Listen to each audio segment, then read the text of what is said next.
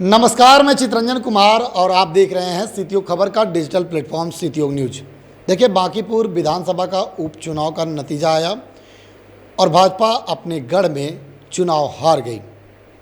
नितिन नवीन जो भाजपा के राष्ट्रीय अध्यक्ष हैं, उनका वो परंपरागत सीट रहा है, वहाँ से वो विधायक चुने गए थे इस बार, लेकिन भाजपा ने राष्ट्रीय अध्यक्ष बनाया। उसके बाद वो राज्यसभा चले गए और वह सीट खाली हो गई। उसके बाद वहाँ उपचुनाव हुआ। उपचुनाव में प्रशांत किशोर वहाँ से खुद अपने पार्टी के सिंबल पर चुनाव लड़े और अंततः वो चुनाव वहाँ से जीत गए। जिसके बाद प्रतिक्रियाओं का दौर जो है वह लगातार जारी है।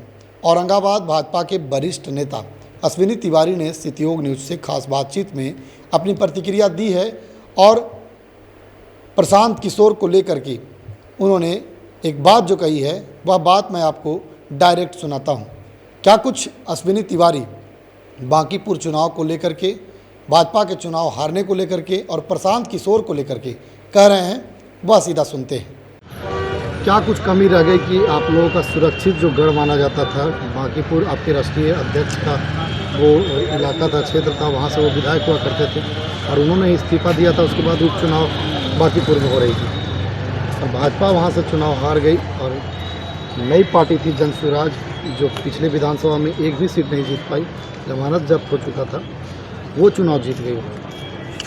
देखिए, निश्चित तौर पर भारतीय जनता पार्टी के लिए यह मंथन का विषय है और हमारे शीर्ष नेतृत्व में इस पर मंथन कर भी रही है सब तमाम लोग। और वहाँ कई एक विषय हो गए।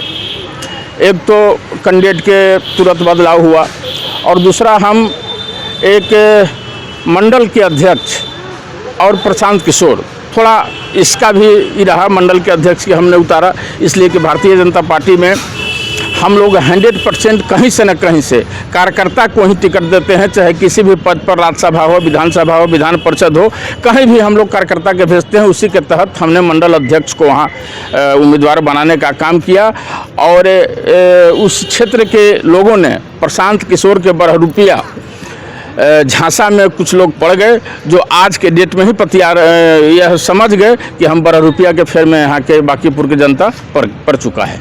यह हारने का मेन कारण रहा मेरा।